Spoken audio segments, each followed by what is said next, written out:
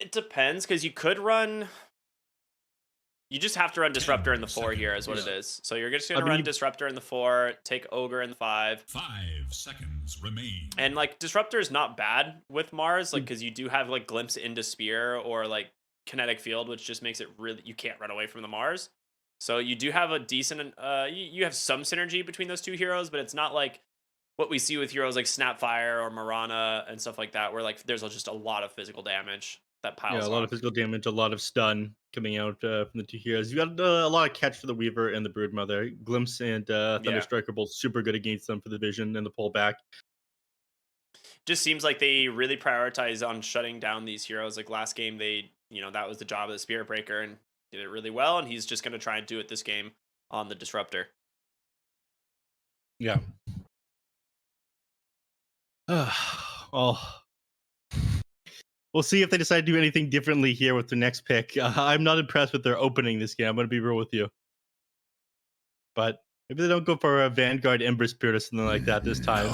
I mean, it ended up working that one team fight. They tried to come in onto the Ember Spirit, and he just had way too much HP, and they turned it around on them. But again, late game, they just did not have the damage to pump into the Chronosphere or anything like that, especially against the Dawnbreaker.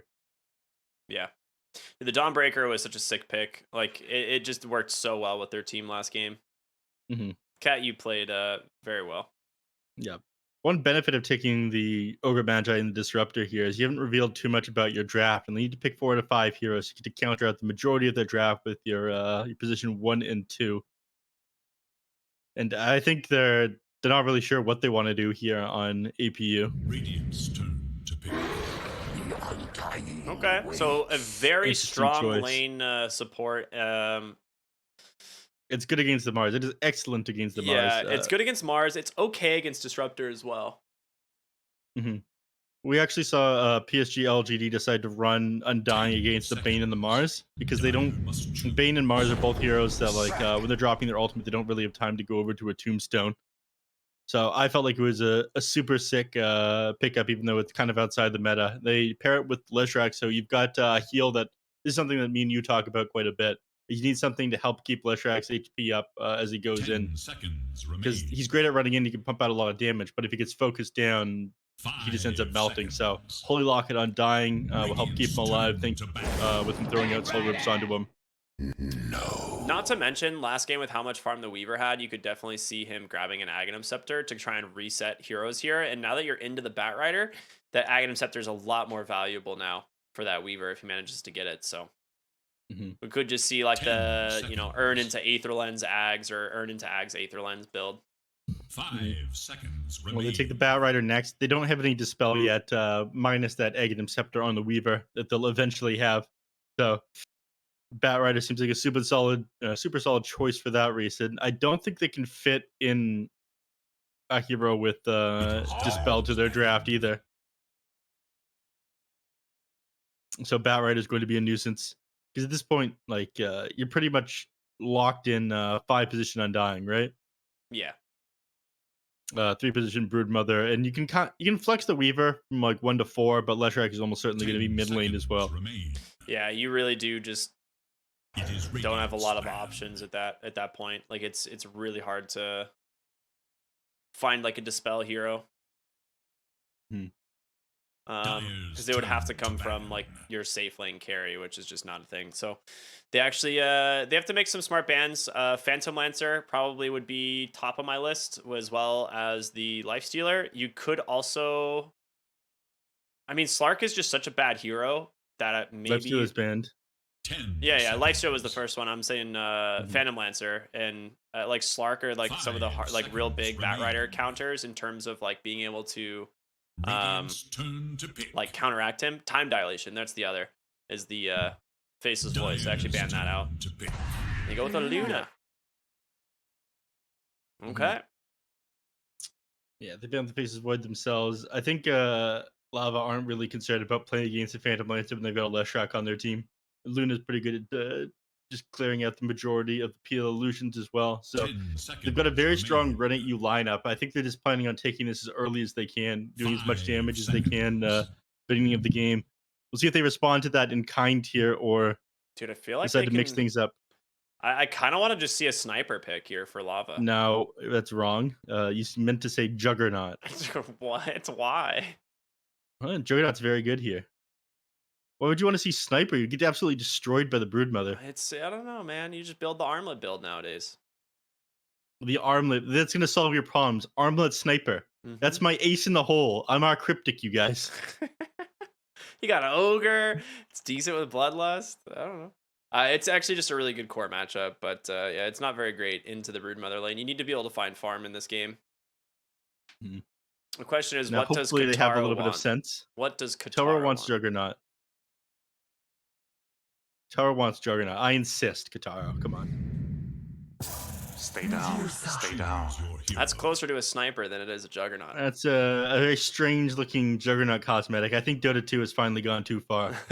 My glance value. Oh, we Yeah, got a that almost Jakiro looks as like well. a Medusa. Yeah.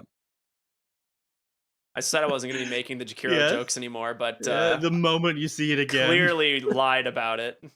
Yeah. I don't know. I'm not crazy about the Medusa here. At the very least, they're going to struggle to do damage through the mana shield here. Broodmother struggles against it as well. I mean, once you have a decent amount of right click, you just stand your ground when the Broodmother runs at you, split shot down the spiderlings, maybe able to clear them out, and you will take the late game against APU. Leshak struggles to bring you down. It's solid for those reasons. I definitely would have preferred to see Juggernaut. I think that they run a risk of just getting run over by APU this game. Like, they have a very fast-paced lineup. They can take towers so quickly here. They've got good sustain with Undying. Their lanes are very strong. I prefer APU's lineup this game. I'm gonna come out and say it. Everyone is entitled to their own opinion, Neph, and I respect yours, but I'm also going to respectfully disagree. And I'm going to say you're just You definitely... were wrong Nice. with that disagreement, but continue. No, I think this last pick Medusa is just way too good.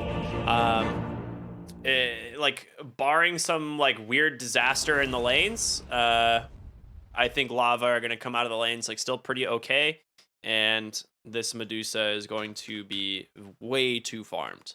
Prepare for battle. We'll see about that. Medusa has left into the lanes without a single regen item. Yeah, I was going to say... The slippers of agility and equality. Alright, sending out more items now. Maybe some tangos or something? He Magic stick, accidentally 2 bought another branches. quelling blade and was like, wait a minute, I have one of these. Wait a minute, Alright, Kataro owned too hard last game for us to make fun of him. Let's be real. I actually really like the choice to go for this stick into like an early wand, because he's into like this Weaver lane who's going to be constantly throwing Sakuchis out, and as long as you're the Weaver, you can avoid giving those stick charges if you are Sakuching from like fog into the lane. You know, that's like really important. Otherwise, those stick charges add up very fast for the Medusa. 30 seconds and counting. Well, Tô jogando aqui. he's not going to give up any stick charges with the spin web, fortunately, because he ended up just dropping 3 of them before the lane even started. Was 3 the max web? Yeah, 3's the max web at level 1. Man, I used to play Broodmother years and years ago, but then I found, love for myself and respect from my peers. Crucible of greatness. Sounds like a mistake. Should have stuck with it. Stay down. Should have stuck with Broodmother, yeah. I played it back when you could walk off the map. That was super sick. It was very, very broken. You could also body block units with spiderlings back then. So you could surround them kind of like the trick in Warcraft 3 where you'd surround people with militia and your hero. And they'd be forced to either win walkthrough if they had Blade Master or Town Portal Scroll back home. I was just watching Jerry give us a nice stroll through the jungle as we followed Jakiro around. It was a good time. I'm sure you were paying very close attention to what I was saying to you. Yes, of course.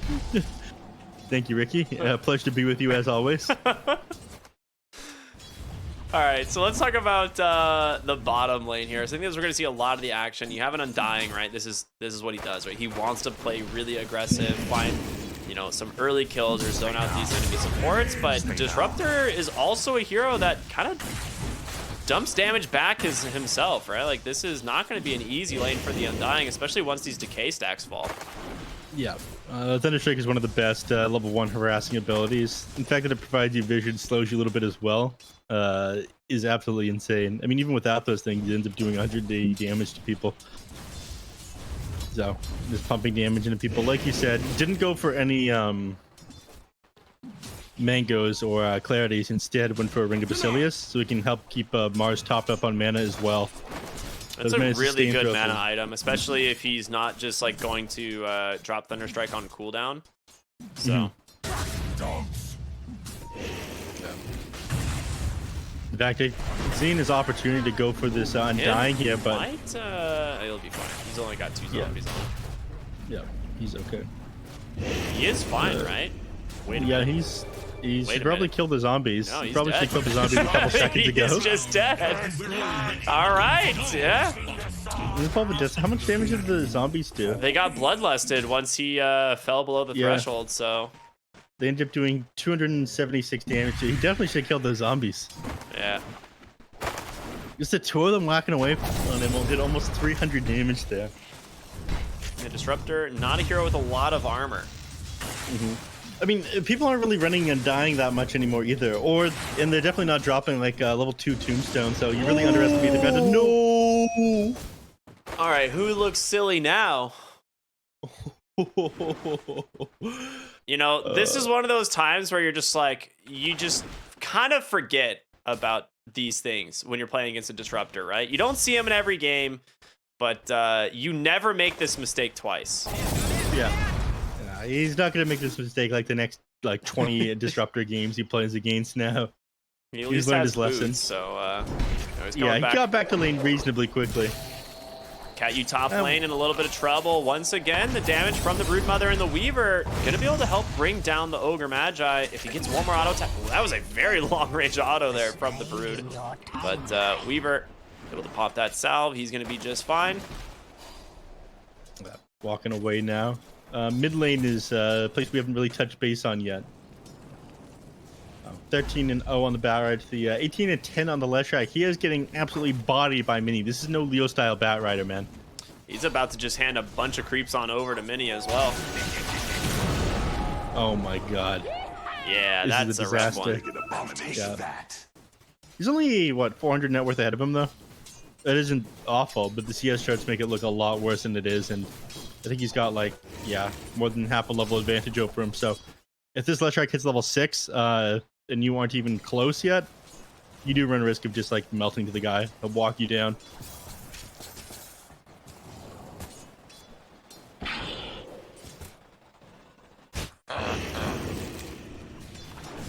Nothing too interesting happening in the other lanes at the moment. Leo style normally wins his lanes when he's playing the Batrider here in the mid. So it could just be a comfort thing, you know, they're used to playing with the Batrider on their team when they get the opportunity to. The rest of the team plays super well again around it, but it doesn't look like Sebas is nearly as comfortable on the hero. And Mini's having the time of his life here. Yeah, dragging really the enemy is. creep camps into, the enemies into the creep camps there and clearing them all out at the same time. He's hit his level 6 before 5 minutes. And That's now pretty he's putting good. up stacks. Well, you know, at one point these were supposed to be for the side of lava, but you're gonna be very upset about that. Yeah. Mini, I'm sure, is quite happy. Almost level 7 already after clearing that one out. Yes, he's having a ridiculous start to this game. He didn't do that bad on the Ember Spirit either. It was mostly just at that early rotation, and then once Puck had coil. We're not going to talk about the Vanguard on the Ember Spirit. I mean, itemization was questionable for sure, but I don't think like he played badly, right? Like he was making like decent movements. No, Mini's a god. Kim out of position bottom lane, nice wrap around. He does get the ward drop, so just gonna try and hide in the trees there. And no, he's dead. Okay. Both goes the way of Benny. He does have to walk away from the wave for a little while. In fact, he misses, I think, yeah, the majority of a creep wave underneath the tower here for that kill. But barely ends up being worth going out of your way to find that kill off from the Disruptor. Top lane. Bottom tower is KAU, I guess just trading with Sexy Fat here. Yeah, they did try to Kataro's make a not play really on the Kataro, but he just TP back to the tower.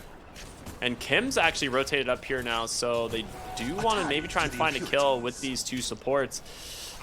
It's not the easiest, but you can bring Sexy Fat back in with the Glimpse and into a Fire Blast. Plus the Bloodlust, they got plenty of damage to do so. They actually forced the TP on the Undying as well, so he is going to be up here solo, and in the meanwhile, Sabas, he's come bottom, lasso onto the Luna with an Arcane Rune. That's a very big find. Stay down. The immediate punishment for the Undying TPing down to the bottom lane, and a little bit of recovery there. Now hitting level 7 off of that, and use that with the Arcane Rune, so Flaming Lasso going to be back up in just 70 seconds. Mini trying to do some damage to tier 1 tower. In the meantime, they pop the fortification.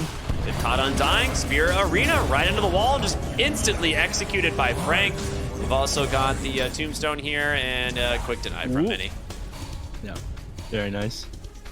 You want to give that one up, it's a lot of gold. I believe the bounty's like, what, 150 at that level? 150, I think, yeah. Cat you. Just gonna go down. Oh, no way. Okay.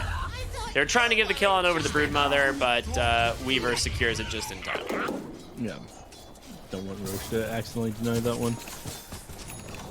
All right. Medusa's second on Network Sharp. We're getting run Medusa? down now. Forgot to do Mana Shield. Activated that one on and off really quickly, then popped the Stone Gauge a little bit too late as well. Just melted to Sexy Fat. You don't want to go down sitting at half mana on Medusa. Yeah, you also typically want to have like a raindrop if you're going to try and stay in lane against the Broodmother. Yeah. Oh, Glimpse might be able to save Kim here. Looks like it will do just that. Rotation in from KAU. Nice tumbler toy up on the high ground, but it might not stop the Batrider. Actually doesn't have the mana quite yet. Does pop the stick, gets the lasso, pulls him back, burns him down, no problem at all. But return kill once again going the way of the Weaver. They brought Kataro mid now. KAU a little bit too far forward, and I think he's going to pay for this one with a slide. Yeah. He does. Once again, Weaver off to a fantastic start. They deny yet another Tombstone. I just can't find the kills off on this thing. They're not the free goals they normally are. It's a discipline right there. With this play, like all of this starts with this kill top lane onto the Medusa. She comes mid, and now Sexy Fat just takes the tower. So this is just really sick play here from him on his Broodmother once again, and APU start to take a decent lead here at the 9-minute mark. Yeah. Mini was hoping to find a kill off onto the Batrider there. Hoping to find a kill off from the Undying, it looks like, but walked too far forward, off the mark with the stun, though. If that connects, he would have been in a lot of trouble. Weaver doesn't have time-lapse quite yet, but no detection there, and no spells left on the Batrider to hold him down, so. Yeah, Mini is pushing really hard for this tower. He might end up paying the price for it. Kim's got 2 points in the Glimpse here as well. They can put a lot of damage into him. He just builds up these stacks. He's in trouble, and they're just going to go ahead and drop the Stone Gaze from Kataro, but nice split Earth. Mini. All right, they decide not to commit for it, and now behind the tower is going to be Sexy Fat Glimpse right back into the enemy team, so he will fall, but not before he lost the over, and they just get melted on the backside from Luna. Big Arena Spear doesn't end up finding the Undying, and now Frank is on the run. Weaver not going to bother throwing the bugs. Meanwhile, they manage to catch the split Earth there onto the Batrider, trying to chase him down, but the Flame Break can make some space for him, so he is out. And there we go, Batrider. He does end up killing the zombie as it tries to chase him. Couldn't quite finish him off with that one, so Batrider managed to make a great escape out. A team fight. I mean, it looked decent at first. They teleported everybody in. They tried to defend the arena, comes out for the Mars, but there was just nothing to follow up the arena there. By the time he got it out and got into the mid lane, like all your heroes are already down. You can't catch the Luna in it, sure, but you ended up finding nothing else. Luna just ended up melting heroes there as well. Yeah, the Medusa going down so fast right now is definitely a problem. And speaking of which, gets found once again, this time in her own jungle. No real reason to be there at this point. Like you're against the Broodmother, you have no mid tower. Like they can just constantly make these rotations without any fear into your own jungle. So she's now up to how many deaths again? 3 deaths for Kataro. Deja vu. That's the magic number. If Katara goes down 3 times, then he activates. Radiant's bottom tower is under attack. Bottom lane, trying to take the tier 1. First tower of the game, 11 minutes in. Blessings upon Looks like Weaver's trying to defend, but you need somebody else to follow up here, otherwise you're just going to melt to this Mars.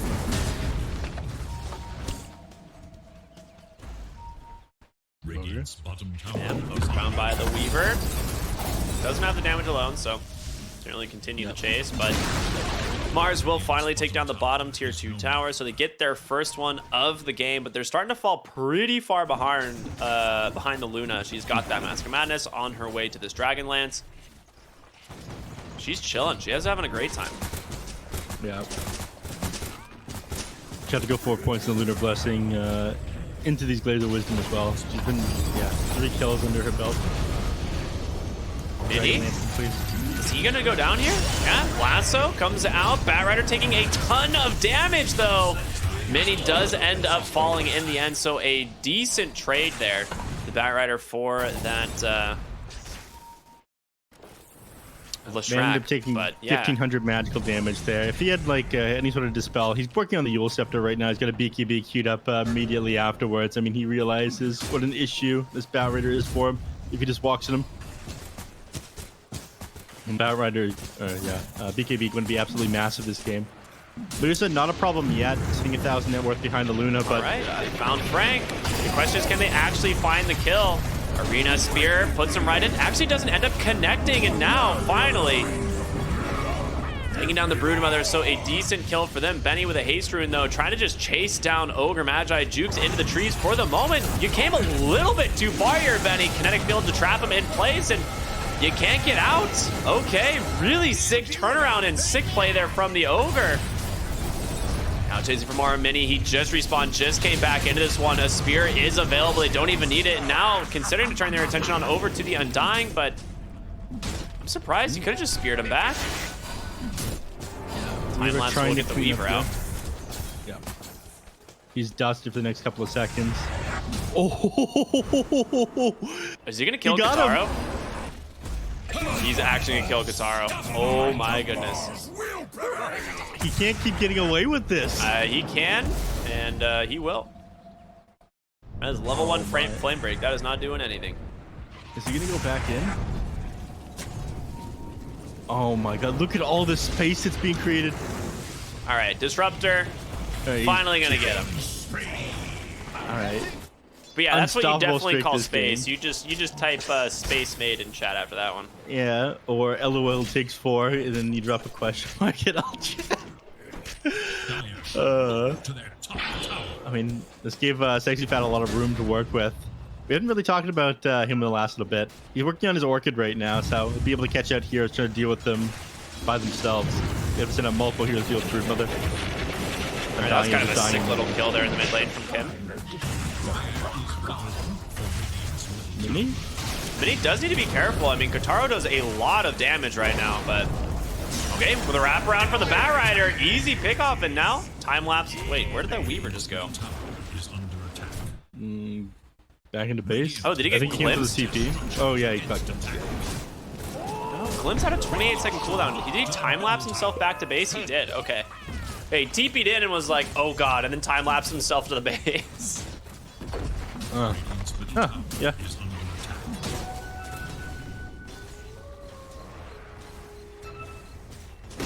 With that, they end up taking the tier 1 tower in the mid lane. Has fallen. Electric hasn't made any item progress in the last, like, 5 minutes or so. He's just died a couple times in a row. This is pretty much exactly what we saw out of the Ember Spirit in the last game, right? Like, he started out really okay, was farming all right, and then his item progression kind of just stopped. Was just getting found too many times. Top lane. Sexy Fat on the Broodmother. Obviously would be a big target for them if they can find it, but he's playing really defensive right now. Really smart. They do see Benny, though.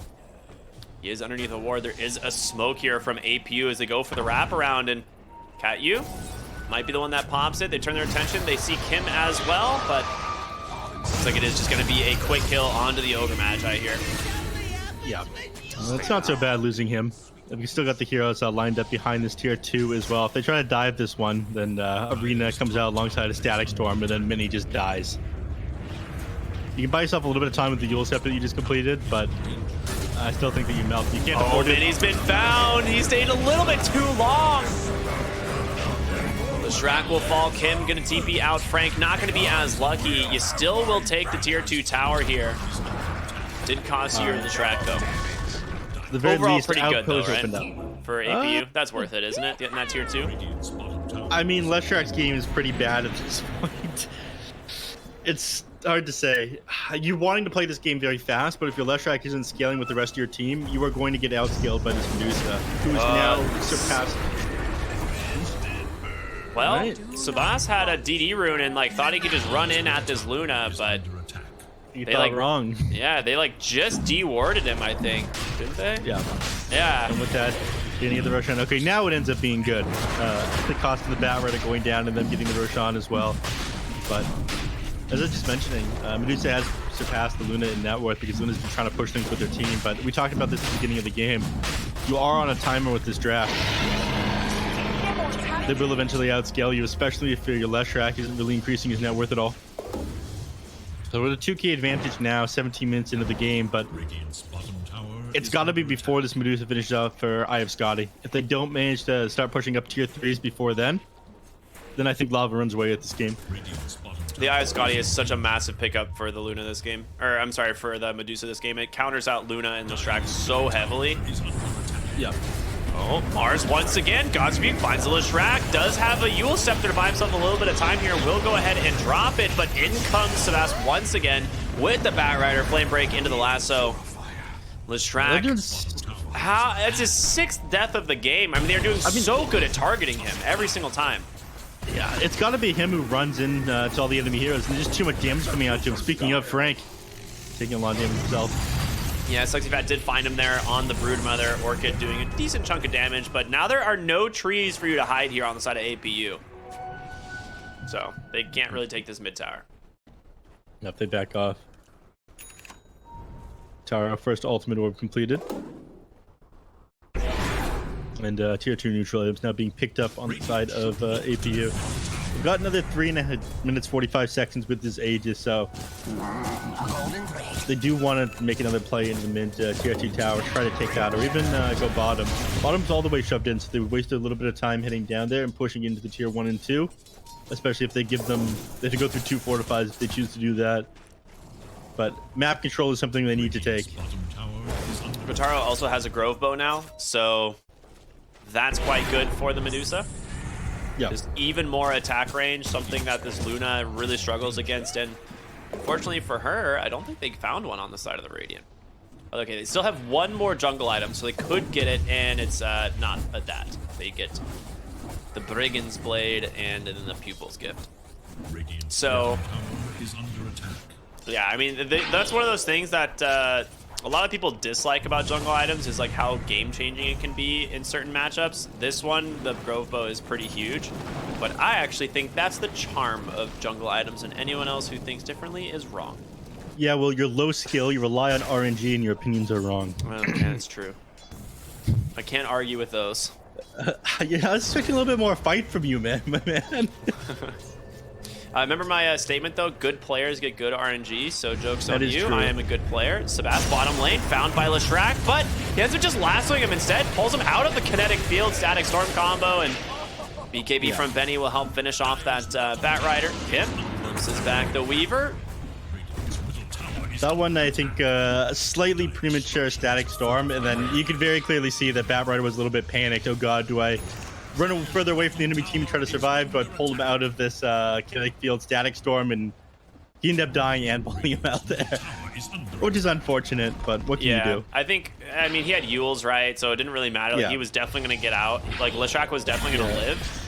But you He can was see just- that pause there as he thought Yeah. about it. Ogre Magi.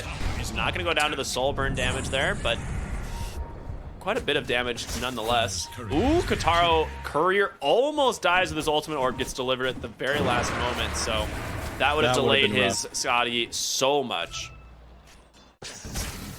Only another 700 gold off it. Then Kataro is going to be able to stand his ground, especially with an Ogre Magi dropping Bloodlust into him from behind. Yeah. This They've got another Medusa is fortified- going to be a huge issue, man. If they actually don't burst her down at the start of this fights, like, I actually don't know what APU can do here. Yep. Maybe she doesn't activate Mana Shield again. Glimpse. Finds things back. This Fire Blast actually holds him in place just long enough. The BKB going to come through from the Batrider as they chase down this Broodmother.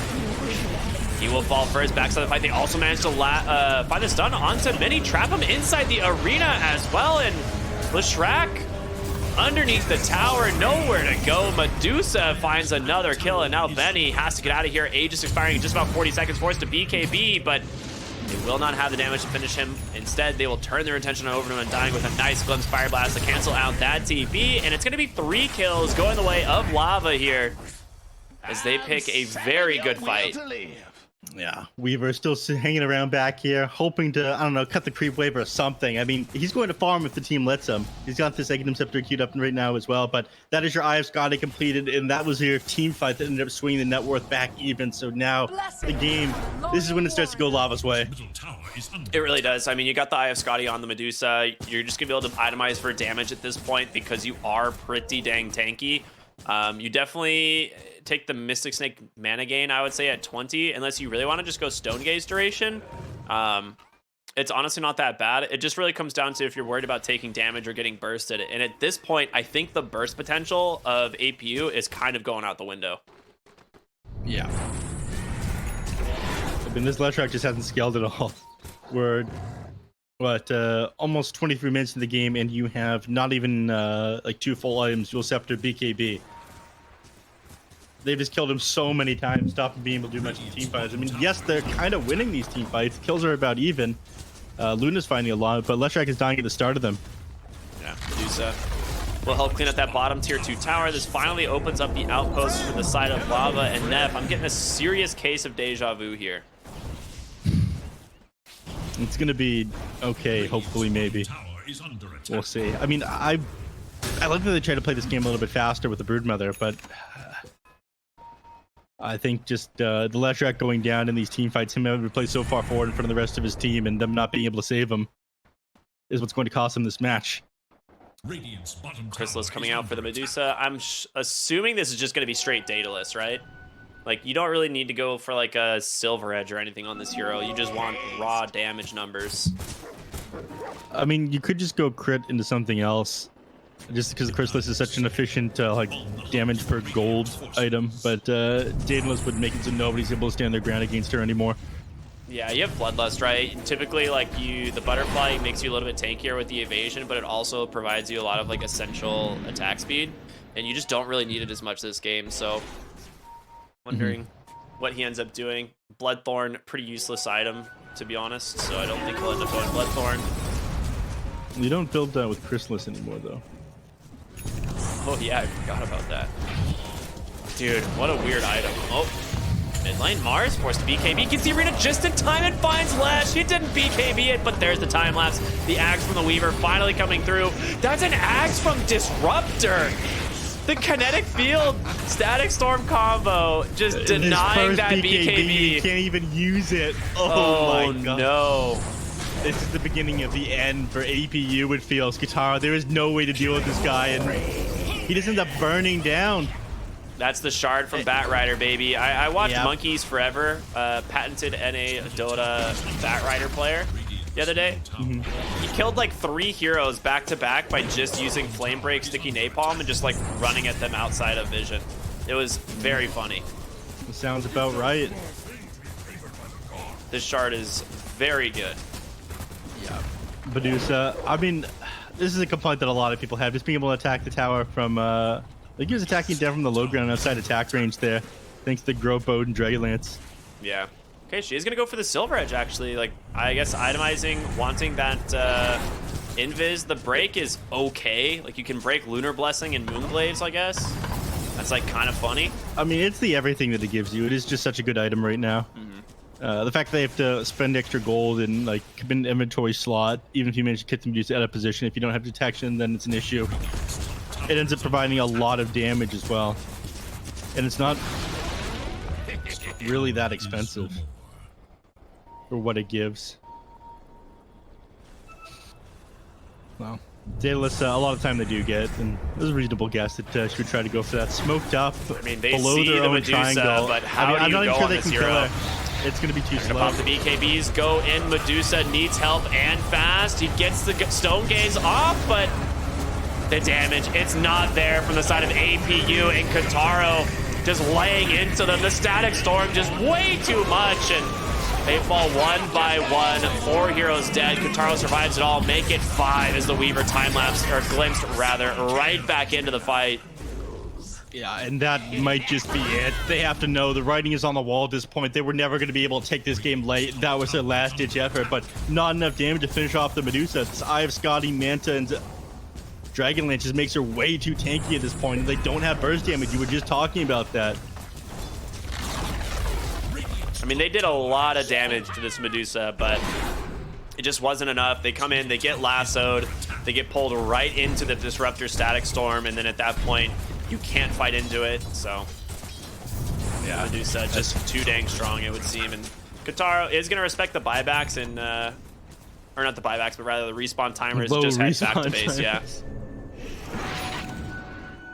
Yeah, it looks like, I mean, they're in no rush to end this game. They know the later this goes, the better off they're going to be. The Luna hasn't been farming. I mean, she was 1,000 net worth ahead of the Medusa at the beginning of this game, but now we see 7,000 net worth up on the Medusa right now. 10k advantage right now for Lava. Yeah, it's been all downhill here for the last about 7 minutes. Yeah. 8 minutes now. I know we did talk about the fact that this Weaver is just going to go to their Earn Ags build, and it is really good. Like, we saw the reset onto the Leshrac in that last fight, but there's just now another counter in the form of the Disruptor Ags. So it feels like Lava have all the answers this time. Yeah. You finally have tools to keep this Leshrac alive, the BKB, the Egg Scepter, and the Weaver, but even with those, you're playing against the Disruptor Eggs now. Roche number 2, recently spawned. I mean, if you get this on the Medusa, that is it. It is game over. Yeah, Aegis and Shard. It's a very good Shard game for her as well. Like the cold-blooded. If they go for like a Yule's play or something, it's just instantly going to send that one out. And top back up her They're gonna mana. put the Axe on Disruptor, giving the offensive Thunder Strike. Okay. All right, and I guess she's gonna finish up this MKB and sit on the high ground with the offensive Thunder Strike, the Aegis, and chip away at these towers. Ooh, he almost lost his courier. Down to 27 HP. All right, Taro's got it now. Demon Edge, he's got the money. MKB gonna fly out to him now. This tower is just going to melt. Keep in mind, you get too close to Medusa, it disables Blink Daggers as well. Nobody's got one, but this thing is such a nuisance to deal with. He's missing a lot of uphill auto attacks. That isn't right. It's the Silken Boa. 80% miss chance. I didn't realize that he had the debuff. Yeah, it is. That is one heck of an annoying ability. 80% miss chance is pretty wild. Yeah, it's got 50% uptime as well. Yeah, so he's going to actually Manta this one off just to guarantee he takes the lane of barracks here. Mid lane also just going to start working on that tier 3 with those illusions. Fortification going to come through here from the side of APU, and it looks like they just have no answer to this. They don't really know what their options are. They've got backdoor protection. That's their answer. They've cut all the creep waves. Oh, yeah, you're right. They did. Well, she's still going to take the range barracks. Yeah, see they're finishing it off, but they're not going to be able to deal with that tier 3, and that was their goal. Mini's got to be so careful here. Like, he really wants to cut this next mid wave. Ooh, a little bit of a whiffed arena here from Frank in the mid lane. But you can see smoked up Lava. Wait a minute. I thought they were going to, like, escort to the wave, but never mind. They're trying to find anybody around the creep waves here. Luna, they're slightly off, though. She's got double damage here, and they're going to have to fight into her. But she's gonna have to like BKB to deal with this flame break spam. It is, or she can Manta. She can't. She's gonna get lassoed. She's just dead. Yeah. Then he is. As soon as you commit that BKB, you get lassoed. I mean, he just is gonna lasso her anyway. I think. Oh, they don't even need to. They got Static Storm. He tries to stand his ground, take down the Bat Rider, but surrounded by 3, they find themselves the kill. Weaver does manage to grab a courier, but. Yeah, that is a rough situation to be in. Yeah. Like, yeah, it's a damned if you do, damned if you don't scenario. The moment you pop the BKB, you do get lassoed. You try to TP out, it gets canceled, and you just die regardless of what happens there. You got buyback available on the Luna, but you don't need to quit it. Everyone's just trying to keep these waves pushed in now. Weaver's doing his best to make sure the waves aren't pushed in. But he gets caught out finally. Yeah, finally indeed. And Mars gonna help set this one up. Time lapse does actually get him out for the moment. Glimpse will pull him right back inside of this kinetic field, and a couple more auto attacks there from Mars. Will finally bring down the pesky bug. Top lane though, Mini is shoving in this lane, doing a decent job at split pushing this, but you do have Medusa knocking on your front door once again, turning your attention to the second tier 3 tower. Backdoor protection will slow her for the moment, but she is going to go ahead and cut both top and mid waves in the process. So these towers not going to last for too much longer. Yeah, backdoor protection finally done. I don't going to be able to defend for any longer. They stalled out a lot of the sages, but still another minute and 15 seconds on it left, and that's going to be more than enough time. Arena Spirit manages to find the Broodmother, and they lasso up the Luna right into the Static Storm. She's got no buyback. Mini comes in on the side, but a Stone Gaze holds him in place, and just the damage from Kataro. Just way too much to deal with. Triple kill for the Medusa, and a quick 2-0. Make it an Ultra. GG is called, and that's going to be it. Lava looking in good form today. I mean, super sick performance on the puck in game number 1 by Sebastian. And game number 2 here, Medusa. Despite a little bit of a rocky start, they end up holding out long enough. They made it to the late game. And APU's heroes, they just ended up falling off. Yeah. I did say that I can't remember. Neff, who did what were the predictions at the start of this one? Do you remember? I think that you predicted APU for some reason, which is super weird, and I predicted Lava. Oh, interesting. Yeah. You know, Yeah. maybe I just remembered incorrectly, so I'll take your Yeah, word you're for kind of insane, and you make these scenarios up in your head where you're very cool and smart, but that's just not the case. It's all right. You're very handsome. Yeah. So Lava yeah, looking very cool and smart today, by the way. yeah, dude, they really are. I mean, Sebas had a fantastic game on the puck, has another fantastic game here on the Batrider. Kataro basically uncontested post like 15 minutes. At that point, like his net worth kind of just starts taking off, and then at the 20-minute mark, this game was just all downhill for APU here. Mm-hmm. Yeah, Lava definitely ended up outlasting APU. I think a lot of the fault was like they didn't have a hero to go in before the Leshrac, and I do like it. Excuse me, when they have a hero that can help keep Leshrac alive, but I don't think Undying is enough. At 600 burst heal, I mean, especially given the early game, he didn't have that many points to do a soul rip to keep Mini's HP topped up because he was like trying to dive the enemies. He just gets melted every single team fight. The fact that he didn't scale into the late game made things super hard for them, and I think that's where it all ended up coming apart. Your mid doesn't scale, you don't take towers quite as fast as you need to, and that was that. So Yeah. drafting, I think, a little bit of an issue here today for APU, but Lava again looking in good form. Congratulations to them as they move forward. Yeah, I agree.